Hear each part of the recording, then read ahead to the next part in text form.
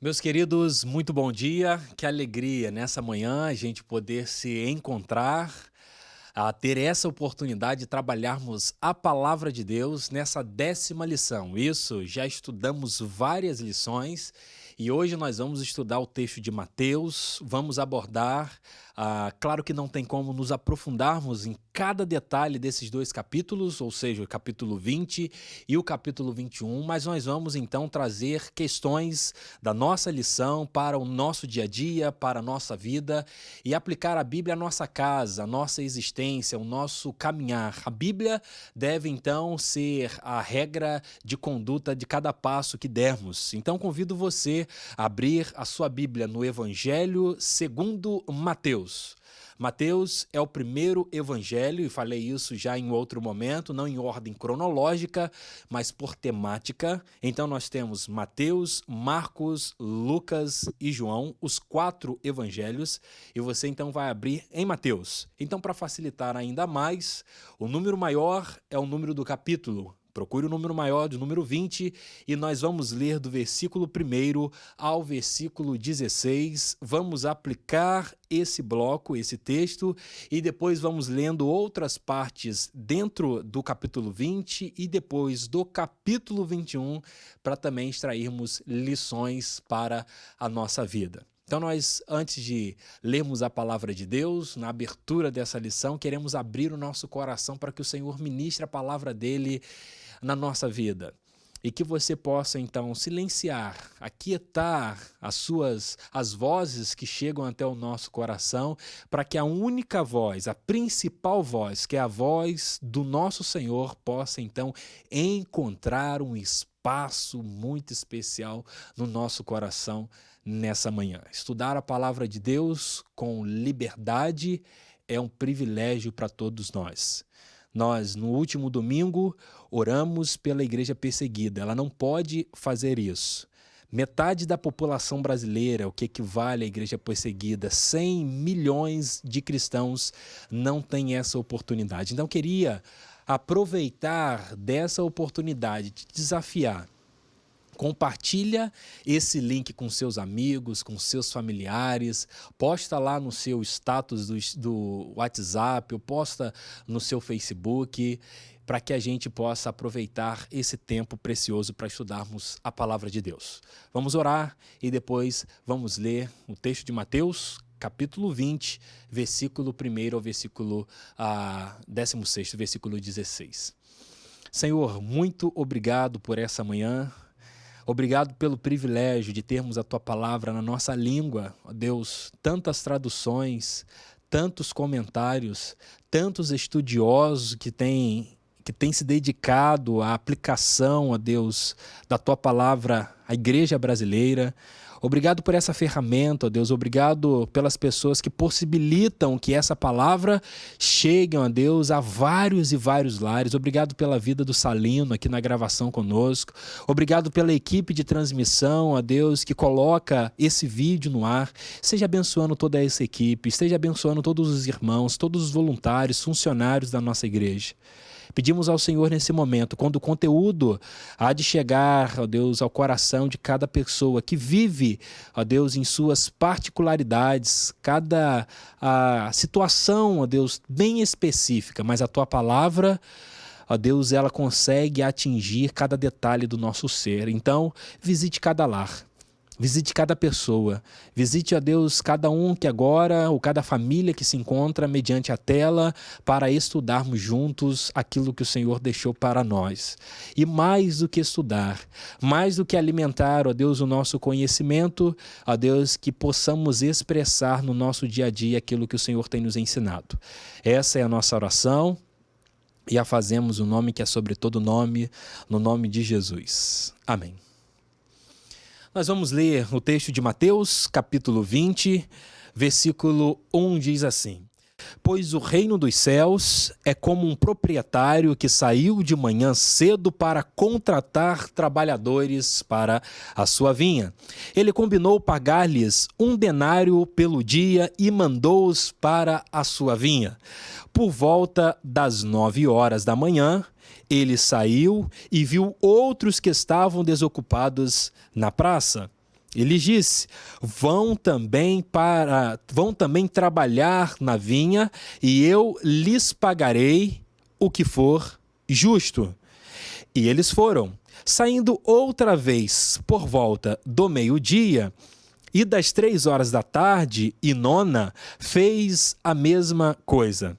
Saindo por volta das 5 horas da tarde, encontrou ainda outros que estavam desocupados. E lhes perguntou: por que vocês estiveram aqui desocupados o dia todo? Porque ninguém nos contratou, responderam eles. Ele lhes disse: vão vocês também trabalhar na vinha. Ao cair da tarde, o dono da vinha disse a seu administrador: chame os trabalhadores e pague-lhes o salário, ou seja, um denário, começando com os últimos contratados e terminando nos primeiros. Versículo 9. Vieram os trabalhadores contratados por volta das 5 horas da tarde e cada um recebeu um denário. Quando vieram os que tinham sido contratados primeiro, esperavam receber mais, mas cada um deles também recebeu um denário. Quando receberam, começaram a se queixar do proprietário da vinha, dizendo-lhe: esses homens contratados por último trabalharam apenas 1 hora, e o Senhor os igualou a nós, que suportamos o peso do trabalho e o calor do dia. Mas ele respondeu a um deles: amigo, não estou sendo injusto com você. Você não concordou em trabalhar por um denário? Receba o que é seu e vá. Eu quero dar ao que foi contratado por último o mesmo que lhe dei. Não tenho o direito de fazer o que quero com o meu dinheiro, ou você estar com inveja porque sou generoso. Último versículo, versículo 16. Assim, os últimos serão primeiros e os primeiros serão últimos. Nós lemos na NVI, Nova Versão Internacional, uma parábola que Jesus contou. Vamos agora tentar entender essa parábola. Jesus disse que há um proprietário e esse homem, a fim de levantar recursos humanos, ele saiu, caminhava e via algumas pessoas desocupadas, e aí às 6 horas da manhã ele se depara com uma pessoa, se depara com um grupo e diz: olha, estou precisando de trabalhadores, vocês topam me ajudar? Tudo legal, preciso de pessoas, vá em tal direção porque estou precisando da mão de obra de vocês, e fiquem tranquilos, vocês vão receber ao final do dia. Por quê? A lei mosaica dizia que a pessoa sendo nesse perfil, trabalhando também com essa situação agrícola, afinal todo o ambiente de Israel é permeado por essa ideia, ela deveria receber ao final do dia, até porque ela não tinha uma condição financeira elevada, ela não tinha condições assim para ficar esperando como a forma de pagamento por grande parte das pessoas hoje, ao final do mês. Então, ao final do dia, a pessoa já saía ali com seu denário, já saía feliz: olha, que bom, hoje eu vou passar ali na quitanda, vou acertar um negócio, vou levar um biscoito para casa, porque eu já recebi pelo dia trabalhado. E aí o trabalhador, novamente, às 9 horas da manhã, 3 horas depois, ele encontra um outro grupo: olha, eu peço que vocês se dirijam a tal lugar, vocês querem trabalhar? Sim, nós queremos trabalhar, então vocês vão receber o valor justo, um denário. Só abrindo parênteses, nós estamos estudando o livro de João com o nosso pastor, e depois eu vou mencionar João novamente, mas você deve perceber que aquela narrativa onde João apresenta no capítulo 12 uma mulher chamada Maria, que quando ela se lança aos pés de Jesus, ela deposita ali algo muito especial, um perfume caríssimo. Aquele perfume valia aproximadamente 1 ano do trabalhador. Então é muito interessante entendermos que aquele perfume valia muita coisa, e esses homens aqui estavam batalhando por um denário. E aí, novamente, meio-dia, diz o texto, e 3 horas da tarde, o dono, o proprietário, sai em direção a um lugar e ele encontra novas pessoas. Ele vai: olha, por favor, vocês querem trabalhar? Vocês vão receber um denário. E aí eu peço que vocês se dirijam a tal lugar. Chegam ao RH e digam, olha, o fulano de tal, que é o proprietário dessa vinha, ele pediu para eu deixar o meu currículo aqui, ele está contrataram o pessoal na hora. Então, na mesma vinha, no mesmo ambiente de trabalho, nós temos aquele que começou cedinho, aquele que mal amanheceu, apareceu ali o sol, ele já estava batalhando. Aquele que chegou ao meio-dia, possivelmente já tinha colocado alguma coisa no estômago, já estava fortalecido. E agora o último grupo chega aproximadamente às 17 horas. Ora, se o dia vai encerrar, se nós vamos fechar aqui a situação da conta, o dia, vamos encerrar o expediente às 18 horas, alguém que chega às 17 vai ganhar ali um valor muito pequeno. E aí, diz o texto, diz a parábola contada, narrada por Jesus, o seguinte: primeiro, que o proprietário vai colocar as pessoas ali no ambiente e vai puxar à frente as pessoas que começaram por último. Então vamos fazer uma fila aqui, eu vou pagar vocês, vamos organizar esse negócio. Primeiro, quem chegou por volta das 5 horas da tarde. Isso, esse grupo. Agora quem chegou aproximadamente às 3 horas da tarde. Esse grupo. Agora quem chegou meio-dia, quem chegou 9, quem chegou 6. E aí o pessoal lá de trás fica de olho assim. O grupo inicial da fila, que é o último grupo, né? Esse antídoto aí, vai receber um denário. Aí o pessoal lá atrás feliz, né? Ih, rapaz, se esse grupo aí, esses caras chegaram nesse horário, olha aí, rapaz, acabaram de chegar, eita, já almoçaram, tomaram aquele café da tarde, chegaram agora, mal trabalharam, e eles acabaram de chegar, então, se eles receberam um denário, nós vamos receber um valor altíssimo hoje. Hoje eu vou chegar em casa, vou levar a família para passear, porque serão denários, não vai ser só um denário. E aí, o grupo sai, beleza, pode ir embora, pagamento realizado, vem outro grupo, beleza, pode ir embora. E aí todos os grupos, desde o grupo das 17, o grupo das 3, o grupo do meio-dia, tá todo mundo recebendo um denário. No último grupo, eles não recebem um valor diferente daquele que foi dado para o primeiro grupo das 17 horas. Vocês também recebem um denário. É interessante, quando nós analisamos, fechando essa narrativa e essa parábola para se aproximar da nossa realidade, é que o nosso olhar já é um olhar de injustiça. Ora, a pessoa que fez muito esforço, será que ela não tem valor?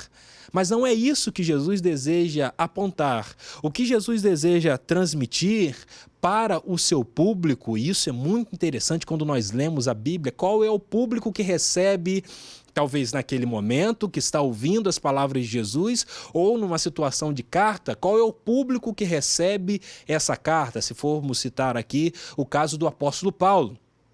Por que ele escreve sobre o uso de véus, o uso de véu na igreja? Ora, nós precisamos entender especificamente o seu público. Só fechando esse parênteses, porque nós não podemos tirar o texto do seu contexto e aplicarmos a nossa realidade sem antes fazer uma análise de gênero, uma análise de gênero literário e também da intenção do autor. Tudo isso precisa estar envolvido na nossa realidade.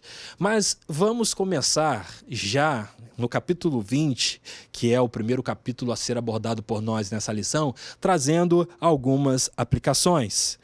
O público de Jesus, sobretudo os religiosos, e falamos na quarta passada sobre esse grupo religioso, retrasada, né, que está preocupado ali em perseguir a Jesus, inclusive grupos distintos vão se unir para tirar Jesus do caminho e fazem disso em nome da justiça, cometendo uma injustiça, e agora eles estão também próximos de Jesus, e Jesus vai dizer o seguinte: ninguém que tenha muita coisa, muito conhecimento, sai na frente de outra pessoa. Para Deus, não há nada que nós venhamos a fazer para que Ele nos dê o direito de sair na frente, de recebermos as suas bênçãos, de recebermos a bênção da salvação. Eu fiz isso, eu tenho todas essas coisas, eu tenho esse currículo. E é exatamente o que os fariseus entendiam. Olha, nós temos um currículo enorme. Olha, no que tange teologia, nós compreendemos toda a lei mosaica, não só compreendemos e interpretamos como nós ensinamos. E aí Jesus, olha, nada disso, se não houver uma intenção, um quebrantamento, uma rendição no coração, é possível com que a bênção da salvação seja depositada sobre você. Se Jesus estivesse entre nós, certamente ele chegaria e diria, num português bem claro, não adianta dar carteiradas. No nosso mundo, na nossa realidade, as pessoas estão sempre dando as suas carteiradas. Você sabe com quem está falando? Eu sou fulano de tal. Você sabe exatamente a quem você está se dirigindo, e nós usamos dos nossos currículos, dos nossos diplomas para achar que nós saímos na frente. Mas nada, absolutamente nada disso pode nos conferir a salvação ou as bênçãos celestiais, usando aqui uma linguagem do apóstolo Paulo quando escreve aos Efésios, as bênçãos celestiais que são por intermédio da salvação. E aí não adianta usar de carteirada no mundo e também na comunidade de fé. Às vezes na igreja nós temos esse tipo de pessoa que age dessa forma. Olha, eu cheguei aqui antes de você. Eu fui batizado em tal época. Você não sabe, eu sou desse momento. Eu fui aqui, eu fui apresentado. Eu fui batizado. Eu tive essa experiência. Eu casei aqui, logo eu sou superior a você que chegou numa situação no mês passado. Só que isso não acontece no reino de Deus. Se num texto anterior, vejamos o texto de Mateus capítulo 19. Se tiver com sua Bíblia aí, você pode virar uma página, você vai conseguir localizar. Nós temos um homem que se apoiava, ou um jovem que se apoiava no dinheiro, e Jesus, contrariando esse suporte dele, lhe diz, vende tudo que tem e dê esse dinheiro aos pobres para que você tenha salvação. Um homem que se apoiava nos recursos financeiros, os fariseus que se apoiavam no conhecimento da lei, tudo isso, nesse cenário, com esse público, Jesus vai dizer, nenhum dessas categorias é capaz de trazer a salvação para o ser humano. É interessante. Nós já estudamos Mateus capítulo 11, nós vamos encontrar uma oração de Jesus fantástica. O próprio Jesus vai dizer, Senhor, muito obrigado, porque o Senhor escondeu, olha, dos sábios, daquelas pessoas cultas, toda essa estrutura de conhecimento da tua palavra, do conhecimento de quem o Senhor é verdadeiramente, e as revelastes aos pequeninos, aos pobres, aos pecadores, aos pescadores. O que nós percebemos é que na lógica do reino de Deus, nós não precisamos ter muitas coisas para, primeiro, receber as bênçãos de Deus, sobretudo a bênção da salvação, e, segundo momento, nós não precisamos de ter nada de um currículo bem elaborado para que Deus nos use e possa, então, usar a nossa vida como influência para a vida de outras pessoas. Ficou claro isso? Que às vezes nós estamos conversando aqui nesse momento e você pensa assim, mas eu não fiz tal faculdade, eu não estudei teologia, eu não tive a oportunidade de fazer uma graduação, eu tenho muita dificuldade às vezes em escrever, eu tenho muita dificuldade em falar.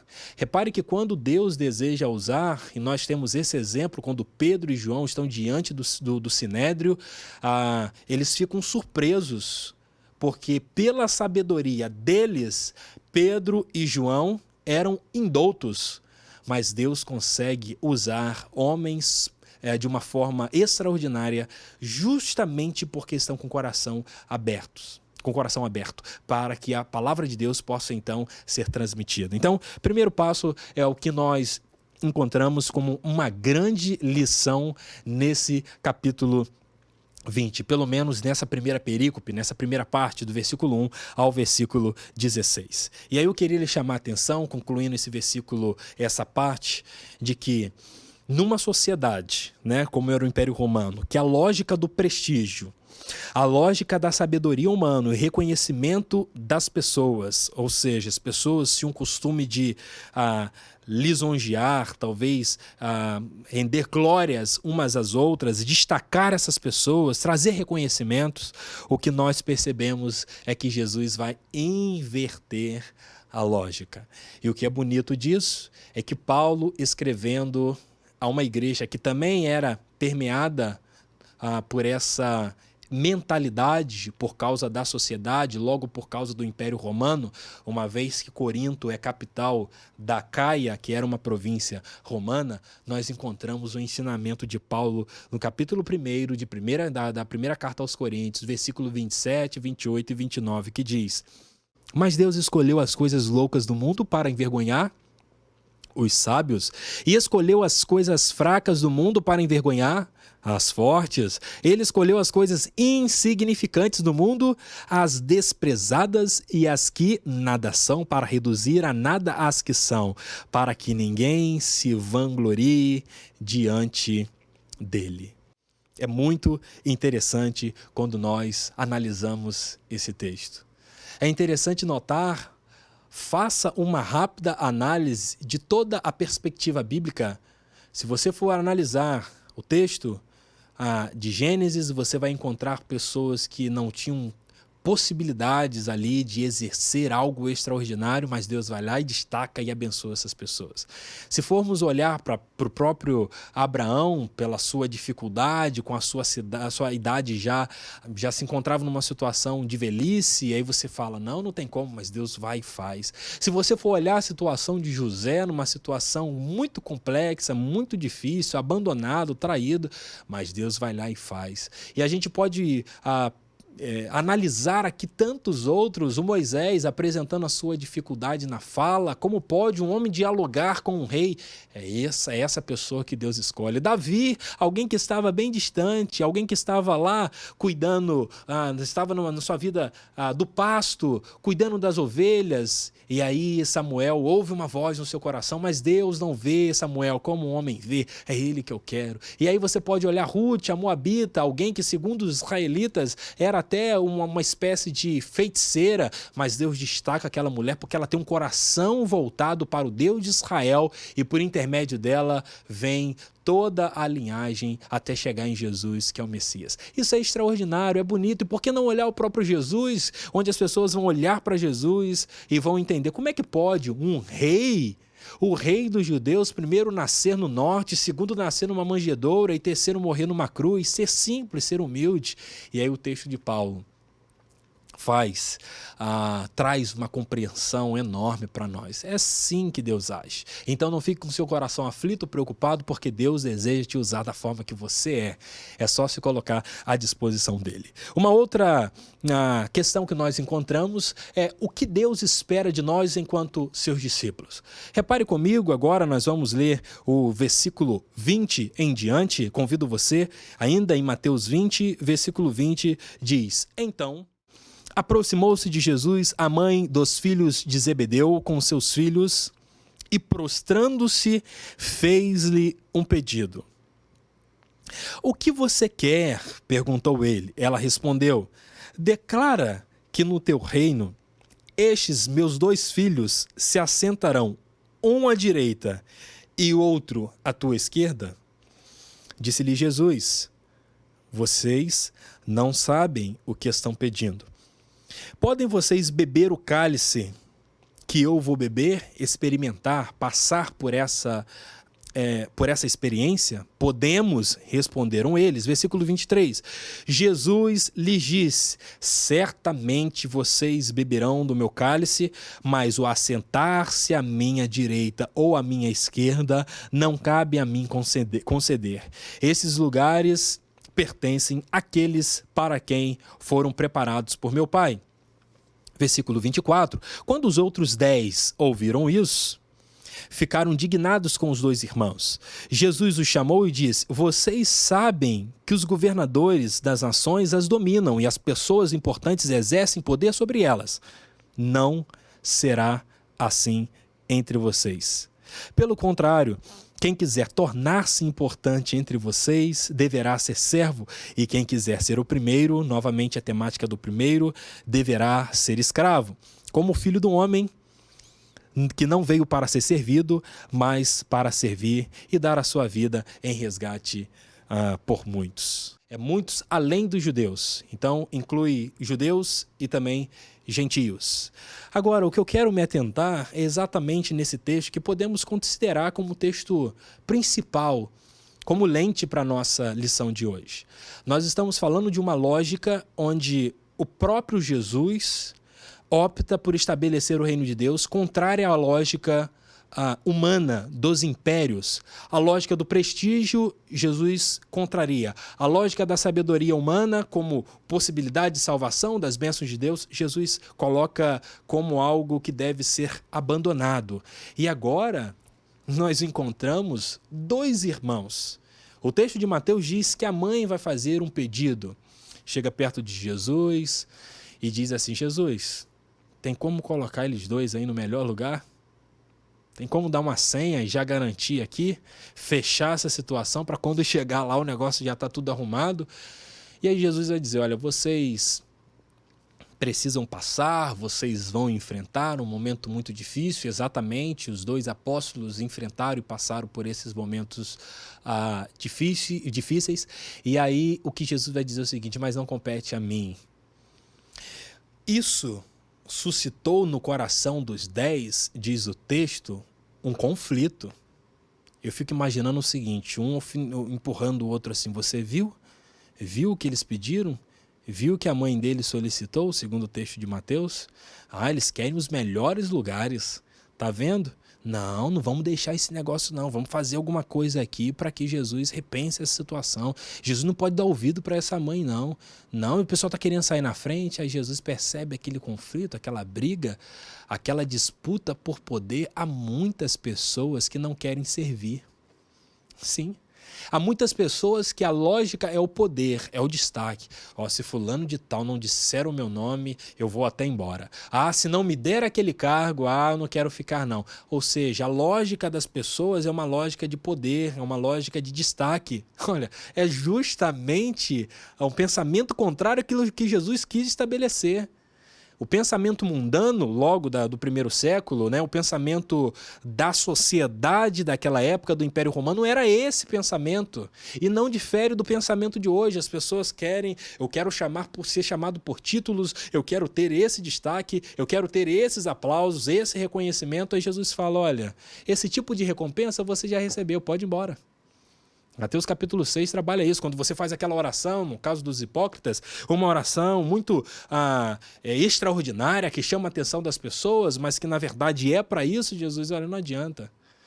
Eu ouço muito mais a oração do publicano, porque é uma oração sincera, não é uma oração treinada, é uma oração que sai do coração. Então essa lógica sempre foi uma lógica do reino de Deus. Jesus vai sempre estabelecer isso. E agora, quando ele percebe que já no final do ministério, olha que interessante, nós já caminhamos, já conversamos, já mostrei para vocês, já contei parábolas, já fiz, já me coloquei à disposição para servir vocês, e vocês ainda não aprenderam?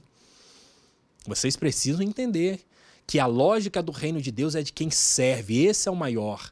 Aquele que se coloca para servir, mas não para servir como destaque, para receber um destaque, receber uma medalha, receber um troféu, mas aquele que serve ali, às vezes, sem nenhum reconhecimento, aquele que se coloca à disposição de Deus e dos homens para exercer o serviço. Exercer, no grego, a diaconia. Então, essas pessoas vão entender perfeitamente a lógica de Jesus. Agora, qualquer pessoa que foge desse tipo de parâmetro, que foge dessa perspectiva, que foge desse ensinamento de Jesus, serve para ser elogiada, serve para ter um reconhecimento. Mas eu queria lhe chamar a atenção, porque o ministério de Jesus é um ministério com toalhas nos ombros e uma bacia na mão. Percebeu isso? Jesus Isso aqui é muito extraordinário. Jesus se coloca como aquele que não veio para ser servido, mas veio para servir. Essa é a lógica que Jesus deseja implementar. Então eu queria desafiar você, fechando esse primeiro capítulo, que você se colocasse à disposição de Deus para servir a Deus e as pessoas, mas sem necessariamente receber um destaque. Porque a lógica do mundo é o seguinte: quanto mais você faz, mais destaque você ganha. A lógica do reino de Deus, você precisa servir sem querer, mas para isso precisa ter muita espiritualidade, que não é um negócio fácil para o ser humano. Mas é exatamente isso que Jesus deseja. Você precisa servir sem segundas intenções para que o reino de Deus possa avançar através da sua vida. Então, se Jesus estava com toalha nos seus ombros e estava com a bacia na mão para lavar os pés das pessoas, nós também devemos caminhar nessa direção. Às vezes, nós nos equivocamos e perdemos de vista o que de fato é o reino de Deus. E é interessante que Jesus corrige. Olha, nos reinos, as pessoas são dominadas, as pessoas brigam por poder. Essa é a lógica, mas entre vocês não deve ser assim, é o que Jesus nos ensina. Passando um pouco adiante, capítulo 21, quero lhe convidar agora para fazer algumas aplicações, algumas ponderações, e nós encontramos no capítulo 21 algo que já conversamos na quarta retrasada. Quando eu disse que retomaria a temática de João, é justamente nesse ponto. Coincidiu de eu pregar sobre João, capítulo 12, de 12 a 19, que é a perícope, que é a parte da entrada triunfal de Jesus, né? João faz essa narrativa e agora em Mateus 21 nós estamos na mesma narrativa. Então vai ser preciso aqui, até porque quanto mais a gente repete, melhor fica a nossa compreensão e nosso ensinamento. Então eu vou trazer alguns aspectos já abordados na quarta retrasada, para que a gente então possa entender sobre a entrada triunfal de Jesus. Vamos ler um texto da palavra de Deus, Mateus capítulo 21, nós vamos ler a partir do versículo 1, que diz assim: Quando se aproximaram de Jerusalém e chegaram a Betfagé, ao Monte das Oliveiras, Jesus enviou 2 discípulos, dizendo-lhes: Vão ao povoado que está adiante de vocês, logo encontrarão uma jumenta amarrada com um jumentinho ao lado. Desamarrem-nos e tragam-nos para mim. Se alguém lhes perguntar algo, digam-lhes que o Senhor precisa deles e logo os enviará de volta. Isso aconteceu para que se cumprisse o que fora dito pelo profeta, no caso o profeta Zacarias 9:9. Digam à cidade de Sião: eis que o seu rei vem a você, humilde, montado num jumentinho, cria de jumenta. Versículo 6. Os discípulos foram e fizeram o que Jesus tinha ordenado. Trouxeram a jumenta e o jumentinho, colocaram sobre eles os seus mantos e sobre estes Jesus montou. Uma grande multidão estendeu seus mantos pelo caminho, outros cortavam ramos de árvores e os espalhavam pelo caminho. A multidão que ia diante dele e os que o seguiam gritavam: Hosana ao filho de Davi, bendito é o que vem em nome do Senhor, Hosana nas alturas.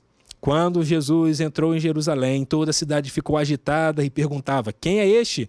A multidão respondia: este é Jesus, o profeta de Nazaré da Galileia. A partir do versículo 12, então, nós vamos ter uma outra narrativa que é sobre a atitude de Jesus na purificação do templo. Vamos relembrar então, já que nós estamos na entrada triunfal de Jesus em Jerusalém, texto que é narrado pelos 4 evangelistas.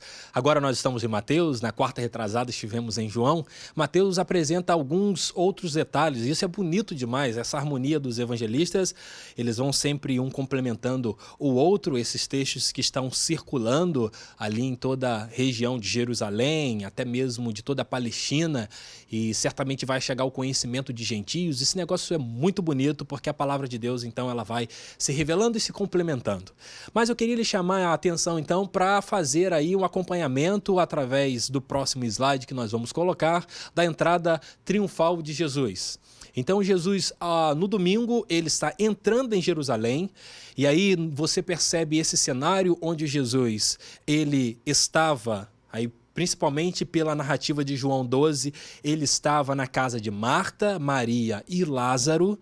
E aí agora, 3 quilômetros de distância de Jerusalém, Jesus sobe para Jerusalém. Mas por que sobe para Jerusalém se Jerusalém é no sul? É porque Jerusalém era uma cidade alta. Então toda a narrativa que eles usam é sempre de subir para Jerusalém. Só para explicar isso. Mas Jerusalém é no sul, é embaixo. Por que as pessoas do norte, como Jesus, estão vindo para subir para Jerusalém? Porque era uma cidade que ficava no alto. E também o templo ficava localizado em uma certa altura. Então, Jesus está a 3 quilômetros de distância, está na casa dos seus amigos ali, Marta, Maria e Lázaro, já descansou, já tomou café, já deu ali para acertar algumas coisas, conversar, e agora em direção a Jerusalém.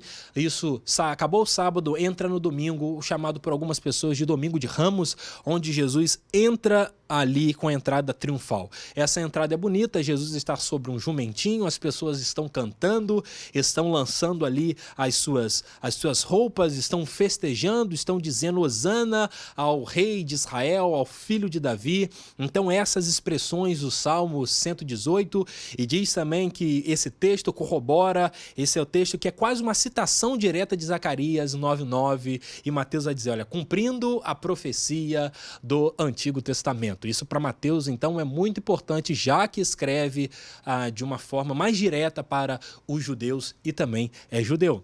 Isso é bonito. E agora, na segunda-feira, nós encontramos Jesus que amaldiçoa a figueira, ele purifica o templo, entendeu? Ou seja, nós acabamos de ler um texto, o capítulo 21 de Mateus, até o versículo 11, Jesus está num dia, que é o domingo. No capítulo 21, versículo 12, é um outro dia, na segunda-feira, que é onde Jesus vai purificar o templo. Terça-feira, Jesus traz ensinamentos em Jerusalém, discurso sobre o Monte das Oliveiras, e também fala sobre a parábola do juízo. Quarta-feira, Jesus fica um pouco mais quieto, recluso. Na quinta-feira, então, temos daqui para frente a despedida de Jesus, os últimos dias de Jesus. Parte da manhã, possivelmente Jesus, os seus discípulos preparam a ceia. Parte da tarde, adentrando a noite, vai ter a última ceia. Depois Jesus, por volta das 9 horas da noite, se encontra no Getsemane, e por volta desse momento aí, depois de orar de forma muito angustiada, Jesus tem a sua prisão. É nessa situação da prisão de Jesus que Pedro tem uma atitude de tirar a espada e acertar a orelha de Malco, e Jesus vai lá, põe a orelha no lugar e cura aquele homem. E é interessante que Jesus vai dizer, Pedro, você não pode ferir as pessoas com espada, porque senão você vai ser ferido com espada também.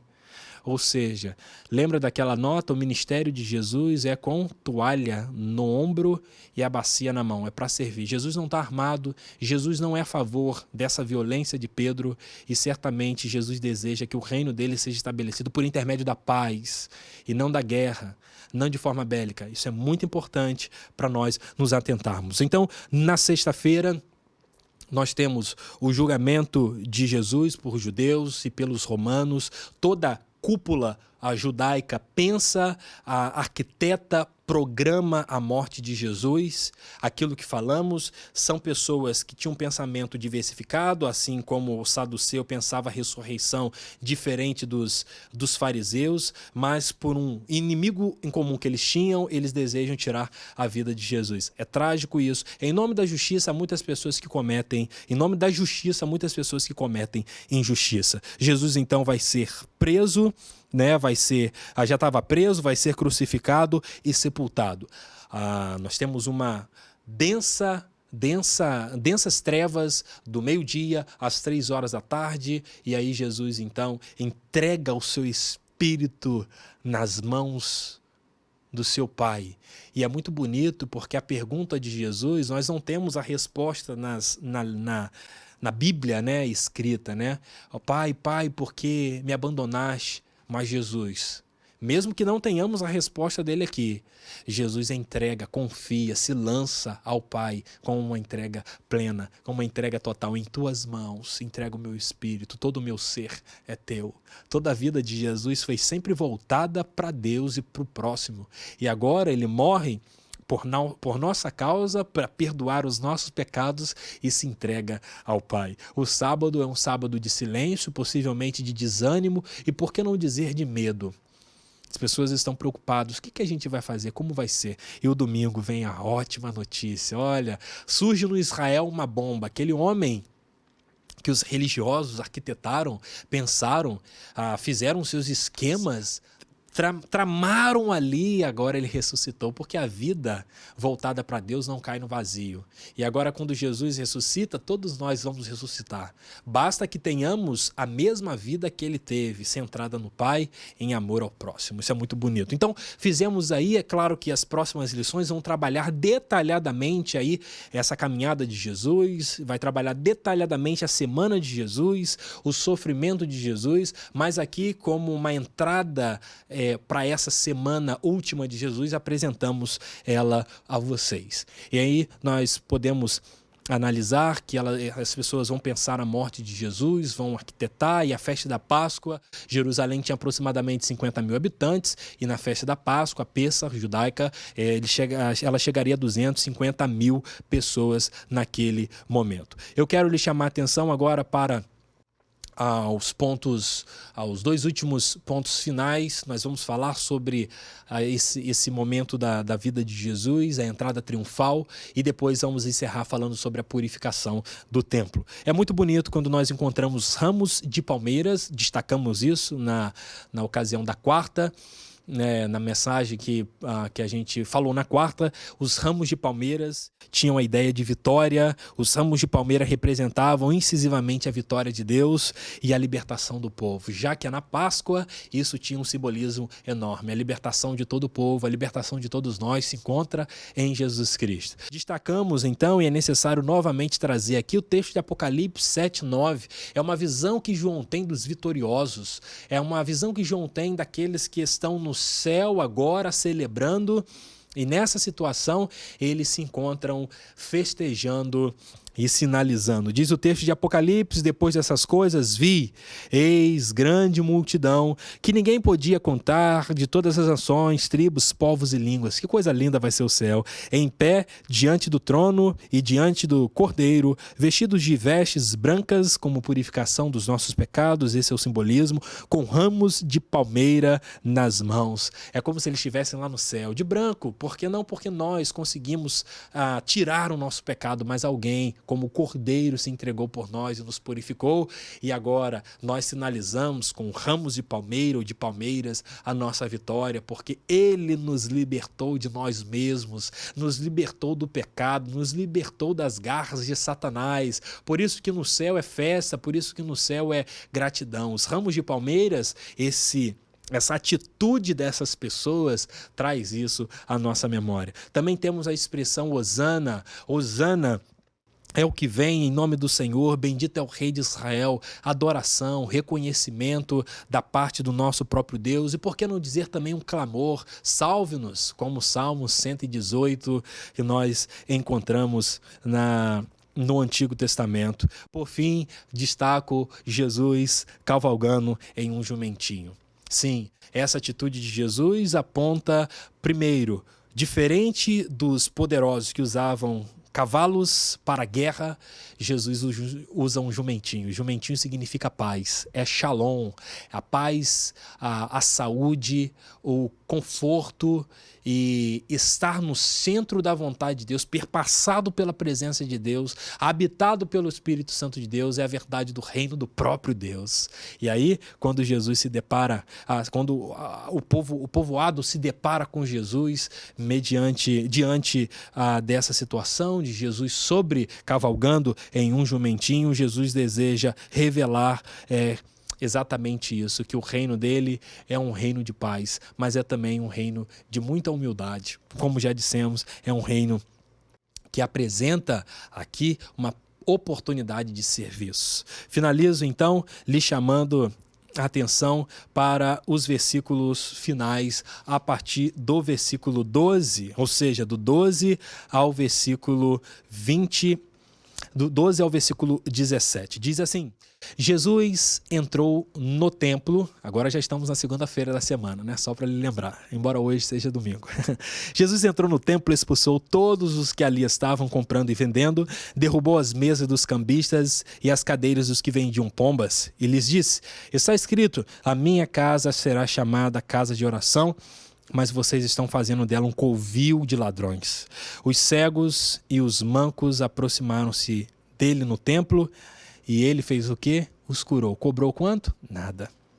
Mas quando os chefes dos sacerdotes, os mestres da lei, viram as coisas maravilhosas que Jesus fazia e as crianças gritando no templo, Hosana ao filho de Davi, ficaram indignados.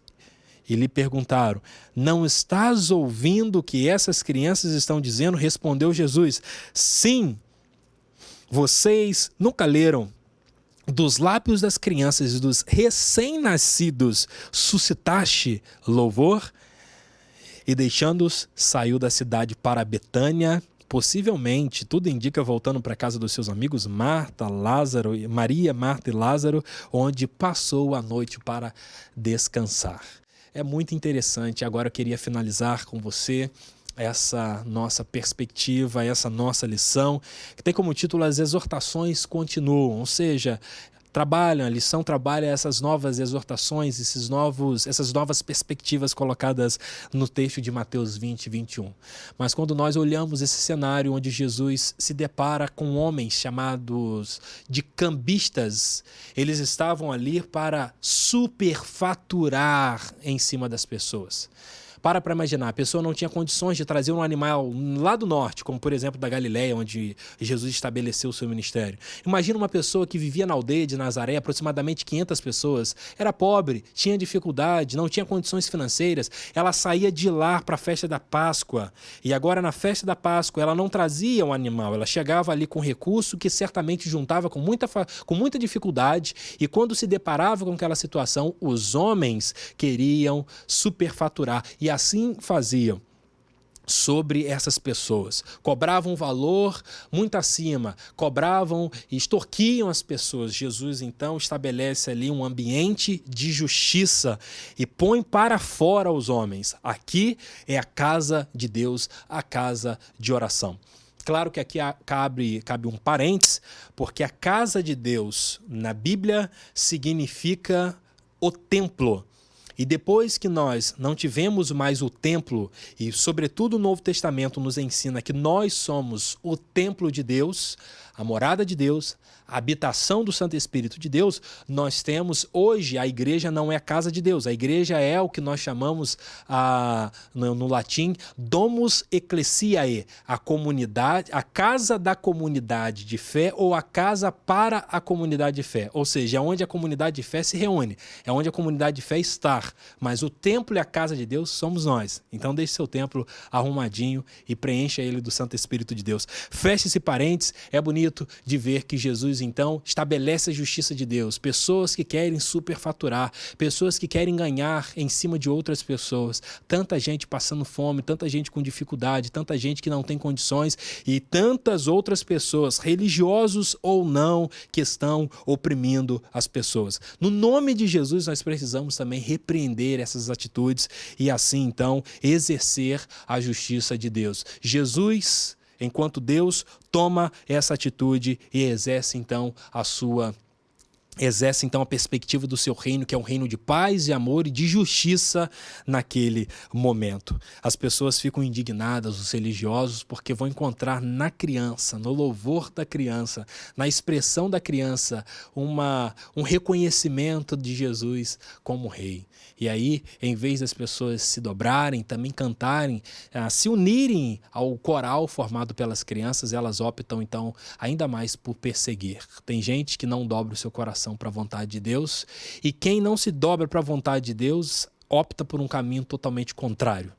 E agora sim, eu quero concluir justamente com essa perspectiva de que você pode ser alguém melhor, que sirva, que olhe para a vontade de Deus, que leia a palavra de Deus, que sirva a Deus e às pessoas sem querer nenhum reconhecimento, ou você pode caminhar semelhante aqui o que nós encontramos esses religiosos. Em vez de render o seu coração numa situação daquela, eles optaram então por perseguir a Jesus. Que esse não seja o nosso comportamento. E eu tenho muita esperança que o seu comportamento, que a sua decisão, que a sua atitude vai ser uma atitude positiva. E por isso, lhe convido a orar, para que consigamos compreender a palavra de Deus, e a compreensão, segundo a própria palavra de Deus, é quando nós colocamos-a em prática. Que assim seja a nossa semana, a nossa vida cristã, para que toda a cidade, todas as pessoas que vivem ao nosso redor sejam então abençoadas. Senhor, muito obrigado por essa manhã, muito obrigado pela tua palavra, muito obrigado por alimentar a nossa vida. Louvado, engrandecido e adorado seja o teu santo nome. Te agradecemos, ó Pai, porque o Senhor deseja que sirvamos ao Senhor e ao próximo. O Senhor deseja que expressemos tudo aquilo que temos, ó Deus, que tudo aquilo que temos recebido financeiramente também possa ser colocado à tua disposição. O que o Senhor quer de nós, Senhor? Estamos aqui, nesse período tão difícil, tão caótico como é a pandemia. A igreja precisa ser corajosa, e não corajosa, ó Deus, no sentido de respeitar algumas regras sanitárias, mas corajosa na oração, corajosa numa ligação para uma outra pessoa, corajosa em apresentar a Jesus, corajosa em passar coragem para as pessoas. Usa-nos, eis-nos aqui, abençoe toda a nossa comunidade de fé. Nós oramos no nome de Jesus. Amém.